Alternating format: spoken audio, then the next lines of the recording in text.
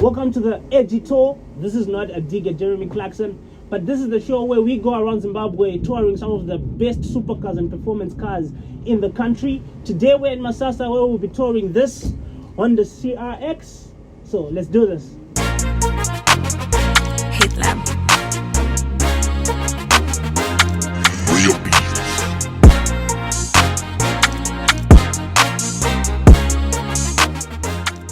I'm here with the man himself, Mano, a highly decorated motorsport legend in Zimbabwe. Mano, Thank you. can you tell us more about yourself? Okay, so my motorsport career really started with drag racing. That was about 7 or 8 years ago. We were involved with the Drag Pro Club, and we started drag racing officially, formed a club, and drag racing elevated to a very high point in this country. Yeah. From drag racing, I then moved over to circuit racing about 4 or 5 years ago. Yeah. First of all with the 1600cc Honda, Yeah. and then we finished that car the day of the first race, and we managed to win the championship that year.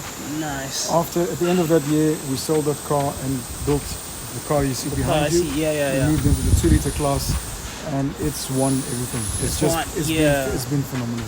Yeah, I guess that story of you getting into circuit racing like 5 years ago and still going there to dominate shows how much of a superstar you are when it comes to things like this. It's a this. passion. Yeah. You've got to want it. You've got to try for it. Yeah. And we always like to go there as the underdog. As the underdog. It's a hand-built car built here in Masasa. Nice. It's not imported.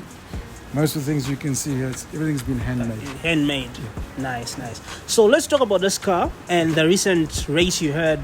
Okay. You went to Blawayo for the 3-hour endurance race, and this car raced against 30 cars from the starting line. 30 cars in the start line, 10 of which were turbo. Yes. Yeah. Okay. And it still won. It still won. Okay. Yeah. So let me start at the beginning about the car. It's a 1989 Honda CRX. It came originally with a 1500cc engine, which we never used at all. And here we've got a standard Honda K20 engine. Yeah. The only changes that have been made to the engine are the intake manifold and the exhaust manifold to help with the breathing.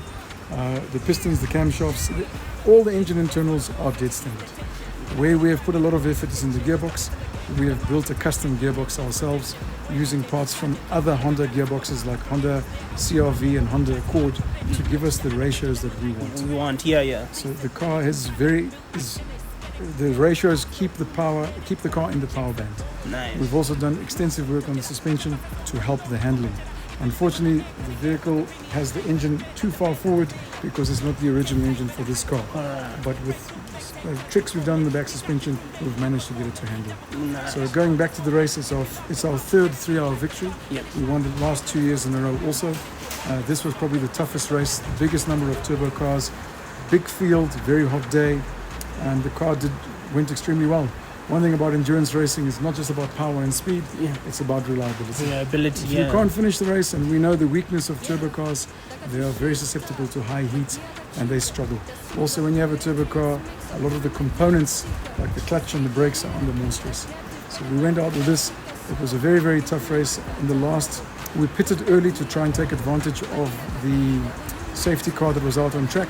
Subsequently, because we pitted early, we knew we were going to struggle to get to the end of the race with the tires.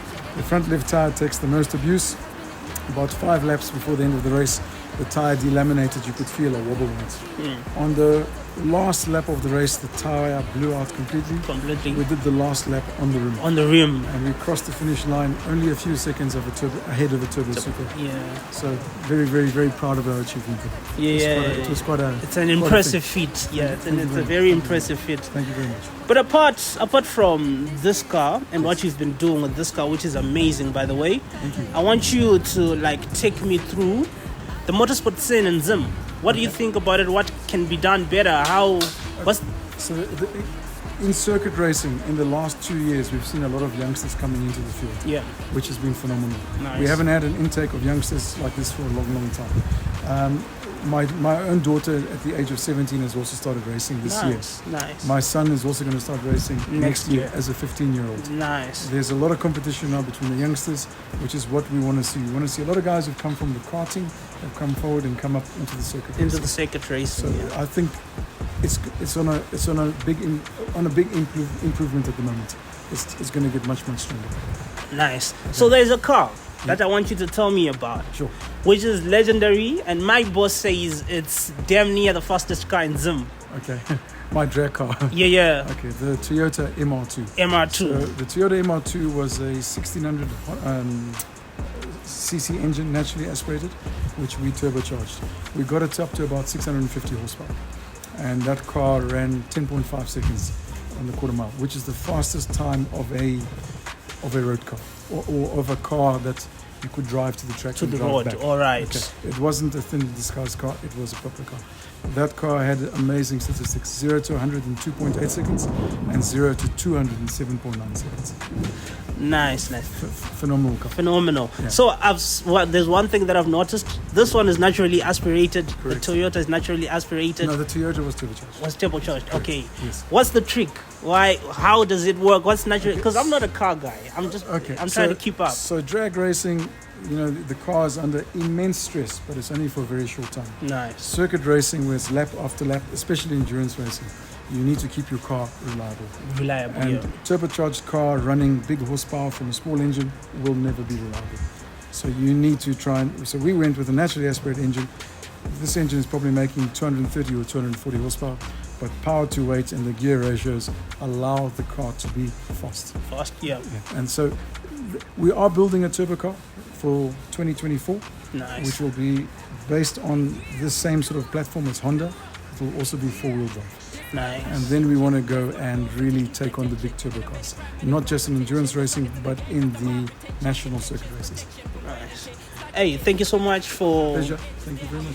I'm not a car guy. I'm trying to keep up. It's a lot in here, but I'll try to rewatch this and learn a bit questions, more. Yeah. I will definitely be asking you a lot more questions because But anyways, this has been nice. What can we expect next year in terms of like drag racing and Okay, so and drag racing, we've sort of stepped away from ourselves at the moment. We're Yeah. more focused into circuit racing. But circuit racing, this particular car, we're hoping in January we're going to strip the engine down, put some high performance parts in the engine. We've got some camshafts, throttle bodies, high compression pistons. We want to add about 20 horsepower to the car. And then we want to take on the national lap records, which have stood since 1995. So they have not been beaten since.